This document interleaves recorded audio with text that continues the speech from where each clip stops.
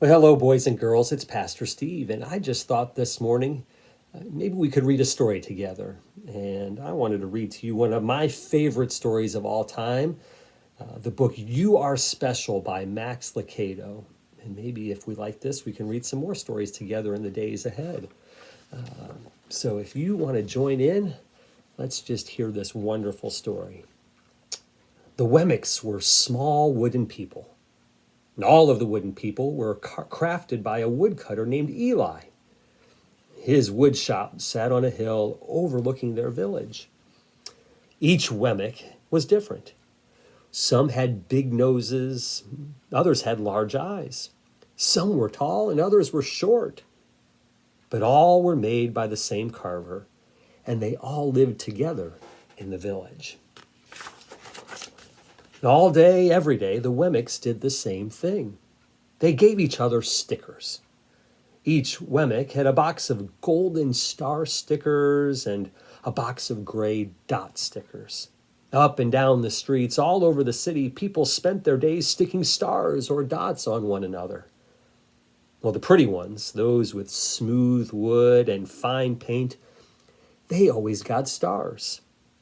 But if the wood was rough and the paint was chipped, the Wemmicks gave dots. Oh, the talented ones got stars too. Some could lift big sticks high above their heads, or they could jump over tall boxes. Still others used big words or could sing pretty songs, and everyone gave them stars. Some Wemmicks had stars all over their bodies, and every time they got a star, it made them feel so good. It made them want to do something else and get another star. Others, though, could do little, and they got dots. Punchinello was one of these. He tried to jump high, and like the others, but he always fell. And when he fell, others would gather around him and give him dots. Sometimes when he fell, his wood got scratched, so the people gave him more dots. And then he would try to explain why he fell, and he'd say something silly. And the Wemmicks would give him even more dots. After a while, he had so many dots, he didn't even want to go outside. He was afraid that he would do something dumb, such as forget his hat or step in the water, and then the people would give him another dot.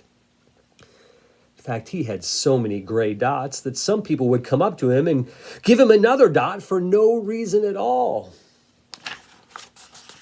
He deserves those dots, the wooden people would agree with one another.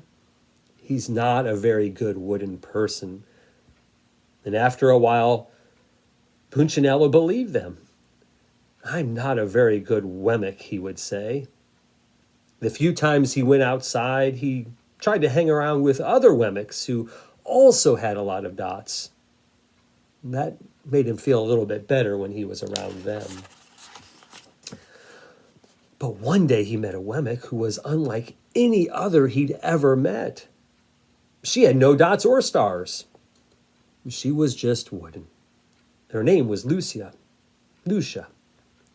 It wasn't that people didn't try to give her stickers. It's just that the stickers didn't stick. Some of the Wemmicks admired Lucia for having no dots, and so they'd run up and try to give her a star. But it would just fall off. The others would look down on her for having no stars, so they'd try to give her a dot. But they wouldn't stay stuck either. Oh, that's the way I want to be, thought Punchinello. I don't want anyone's marks. So he asked the stickerless Wemmick how she did it. Well, it's easy, Lucia replied. Every day I go to see Eli. Eli? Punchinello asked. Well, yes, Eli, the wood carver. I sit in his wood shop with him. Why? Asked Punchinello. Well, why don't you go find out for yourself? Go up the hill. He's there. And with that, the Wemmick, who had no stickers, turned and skipped away. But will he want to see me? Punchinello cried out. Lucia didn't hear. So Punicello went home.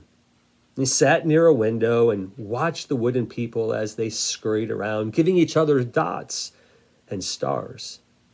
It's not right, he muttered to himself, and he decided that he would go see Eli. He walked up the narrow path to the top of the hill and stopped and stepped into the big shop. His wooden eyes widened at the size of everything. The stool was as tall as he was. He had to stretch on his tiptoes to see the top of the workbench. The hammer was as long as his arm.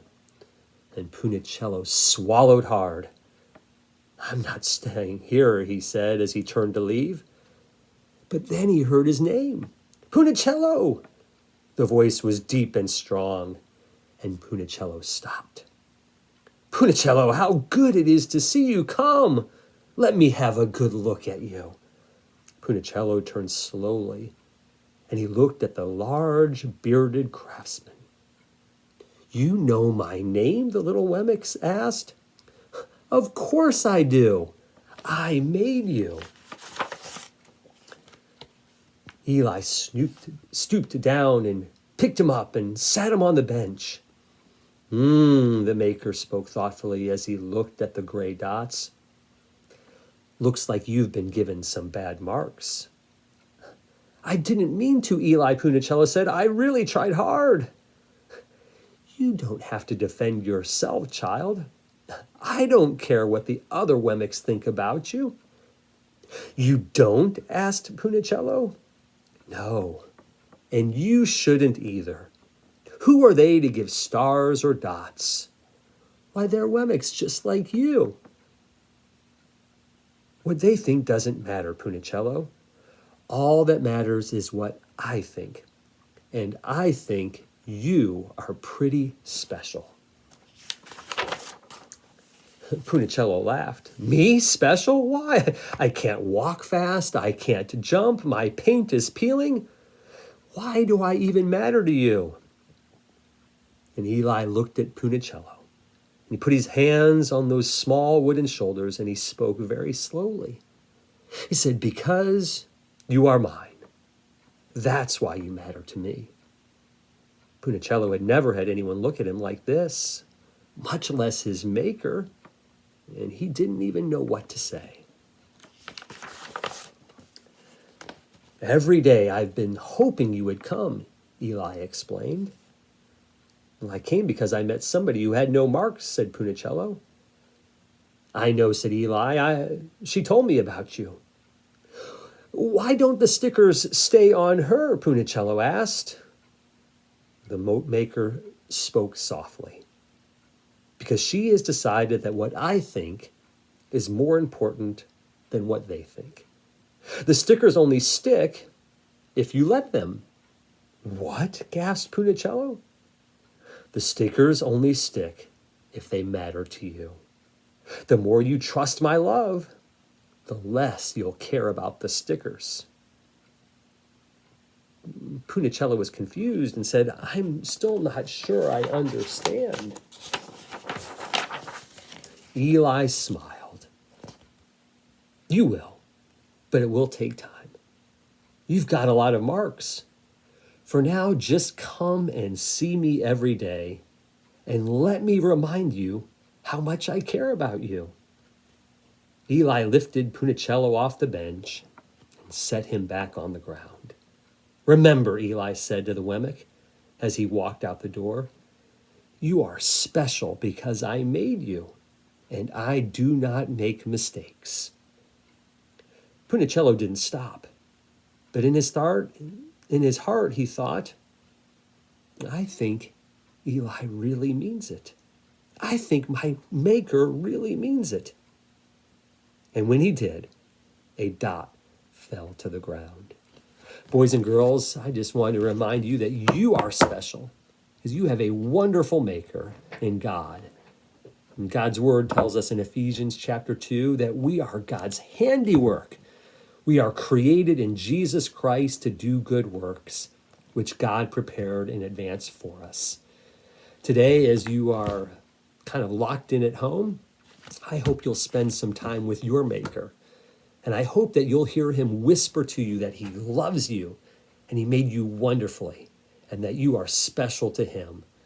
And I hope that your family will be blessed today and every day. And I can't wait to see you in person, friends. But until then, know that we love you too. Bye.